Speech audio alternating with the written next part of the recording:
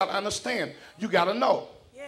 You got to be aware of the fact that what happened to me, it happened for the furtherance of the gospel. I said, wait a minute, Paul, wait a minute. You went to jail. You persecuted the church. Because he was Saul then, but he was still the same man. All this stuff happening. You telling me that somehow it worked for the furtherance of the gospel.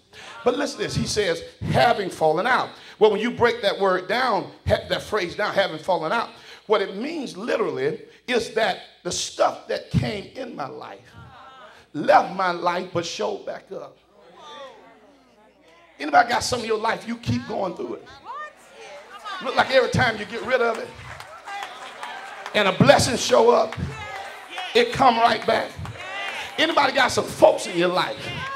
They wait till you get blessed and they call your phone.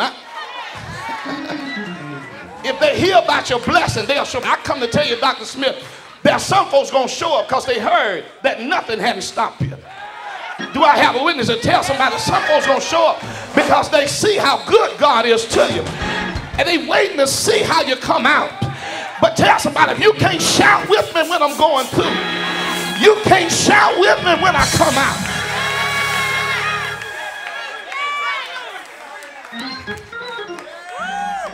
Paul said, I keep going to jail and getting out of jail. I keep messing with folks, and folks keep messing with me. And when I think, sister, I got enough power to get past them, they show back up. And when I tell God to get rid of some folks that keep messing with me, and God keep letting them live, and I keep wondering, why is it, God? And God keeps saying, but you ain't got to get rid of them because my grace is sufficient. And he said, another reason I don't want you to get rid of them because they may have seen you in your trouble. So now I want them to live long enough to see you in your blessing. Y'all don't hear me. I don't want God to get rid of my enemies because I want them to see where he's taking me. Oh, high five somebody. Tell them I want my enemies to live long enough to see what the Lord getting ready to do for me.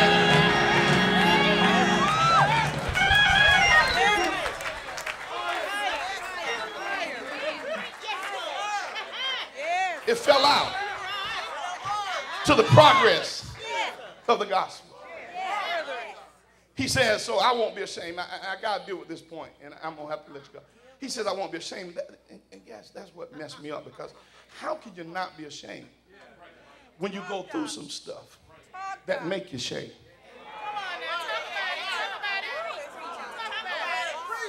Can I get personal for a minute? I remember back in 1995, we had gone through some of the most powerful times. We took 34 people to Germany to minister. We were building our Family Life Center. We had the financing and everything to do it, and something went wrong. And we had to turn around. The company that was going to finance us got in some trouble. And I had only $750,000 that we had borrowed, and we didn't get the $1.5 million that we wanted. And I had to turn around and deal with, in the middle of the project, coming up with an additional $500,000. And I was working with the bankers, and that was Promise Keepers was big then. And the Promise Keepers going to be thankful. And I said, God, wait a minute, I'm confused. Now, first of all, I'm dealing with these folks on issues that I'm literally ashamed of. Why would you bring Promise Keepers here? I said, I don't want to preach to them. This just ain't a good time. God says, well, what you got to understand, Russell, is sometimes you are not called to sacrifice. Sometimes you called to be the sacrifice.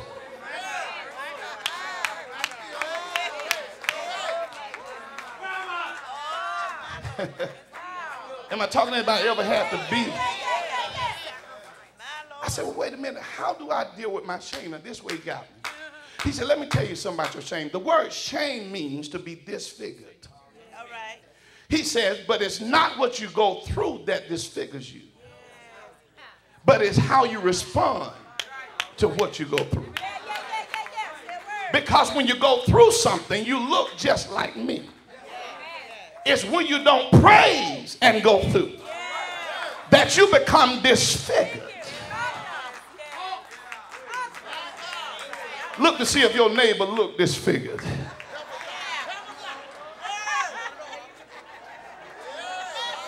No child of God ought to go through silent. Psalm 65 promises, Lord, that your praise waiteth on you. He says, in other words, when you get to my problem, I won't praise when you get through with it, but you will find me praising. And I dare somebody that's going to praise before the Lord get to your problem.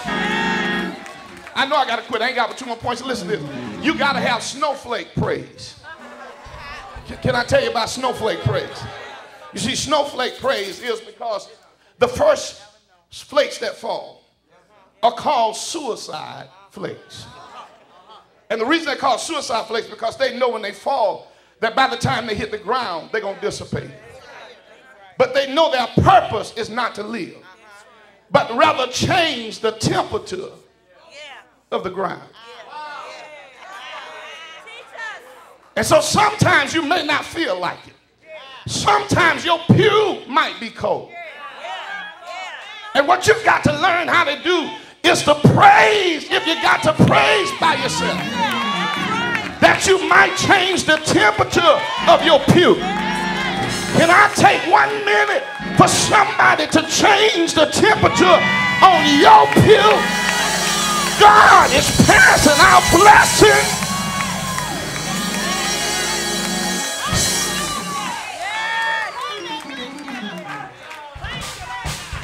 Give me this and I'm getting ready to let you go. Listen. He said, but this way he tells you. He says, in the midst of going through, don't be terrified. Tell somebody, don't be terrified. Don't be terrified. When you go through your stuff, don't be terrified. You're 2 months behind on your mortgage, but don't be terrified. You barely making it, but don't be.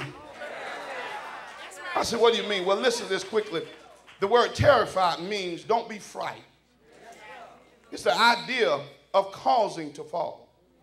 But he says, don't be terrified by what opposes you. Because if you become terrified, what happens is you become the proof of what's opposing you. Y'all don't hear me? See, the stuff you're going through don't become real until you become terrified. You ought not to give your stuff a testimony. Can I help somebody again? You ought not to give your stuff a testimony. But you got to learn how to praise the name of the Lord. And I wish I had a little longer to tell you the rest of it, but can I just finish with this? The Bible ends up saying, Dr. Gass, that for you shall suffer for his sake. What is suffering? And I never looked at suffering this way. But the Bible teaches us that when you look at the word suffer, it literally means that what happens is you experience a sensation. In other words, when we suffer, we experience a great sensation. But not only do we experience a sensation, but we experience an impression. In other words, whatever you're going through, God is just trying to put his name on you. Do I have a witness here? You ought to have some stuff that couldn't nobody bring you through but the Lord. Is that right tonight? And I got to leave you now, but I want you to become free of distractions. As I get ready to close it, can you turn to your neighbor and say, neighbor, I need you to be distracted free. Do I have a witness here? Can you touch somebody else? Say, neighbor, I feel a miracle in the house, but I need you to be distracted free. Do I have a witness here? Look at your neighbor. Say, neighbor, God is getting ready to do something. I need you to be distracted free. Can I tell you one more? Say, neighbor, this is our pastor's and first family anniversary. And I need you to be distracted free.